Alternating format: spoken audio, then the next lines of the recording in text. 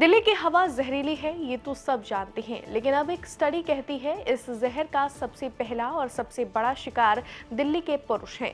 Traffic में गाड़ी चलाते हुए, भीड़ में पैदल चलते हुए महिलाओं से ज्यादा जहर अपने फेफड़ों में भर रहे हैं। क्या है ये पूरा मामला, बताएंगे आपको इस रिपोर्ट में। नमस्कार, दिल्ली तक देख रहे हैं आप, मैं हूं आपके साथ वैशाली महेश्वरी।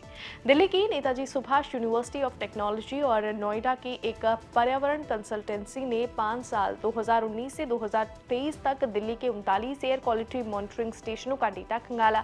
स्टडी का नाम है दिल्ली में सांस के जरिए फेफड़ों में पहुंचने वाले कणों का 5 साल का आकलन, और नतीजे चौंकाने वाले हैं।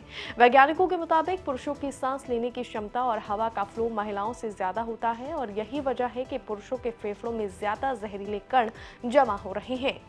जब आदमी बैठा होता है तो PM 2.5 कण महिलाओं से 1.4 गुना ज्यादा, PM 10 कण 1.34 गुना ज्यादा, और जब पैदल चलता है तो दोनों कण करीब 1.2 गुना ज्यादा फेफड़ों में पहुंच जाते हैं।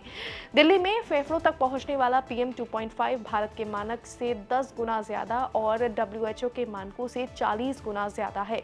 WHO ये भी कहता है कि PM 2.5 सिर्फ 15 माइक्रोग्राम होना चाहिए, लेकिन दिल्ली में जो सांस के अंदर जा रहा है वो इन सीमाओं को कुचल चुका है। स्टडी ये भी कहती है कि पैदल चलना बैठने से 2 से 3 गुना ज्यादा खतरनाक है। सबसे ज्यादा खतरे में पैदल चलने वाले पुरुष, फिर पैदल चलती महिलाएं, उसके बाद बैठे हुए पुरुष, और सबसे कम जोखिम में बैठी हुई महिलाएं हैं।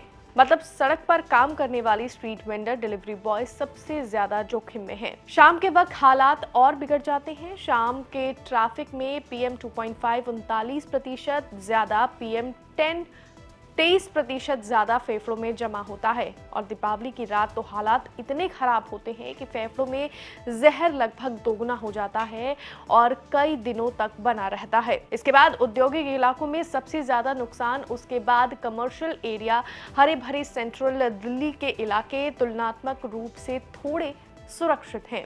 वहीं साल 2020 के लॉकडाउन में जब ट्रैफिक और फैक्ट्रियां बंद हुई तो फेफड़ों में जमा होने वाला प्रदूषण 60 से 70% तक घट गया था। लेकिन अंत में सवाल सबसे बड़ा यही है कि क्या दिल्ली की हवा बदलेगी या लोग यूं ही सांस के साथ जहर पीते रहेंगे। इस रिपोर्ट में बस इतना ही, लेकिन इस स्टडी पर आपकी क्या कुछ राय है हमें कमेंट्स में जरूर बताएं। मुझे दीजिए इजाजत, और दिल्ली से जुड़ी हुई तमाम खबरों को देखने के लिए आप देखते रहिए दिल्ली तक।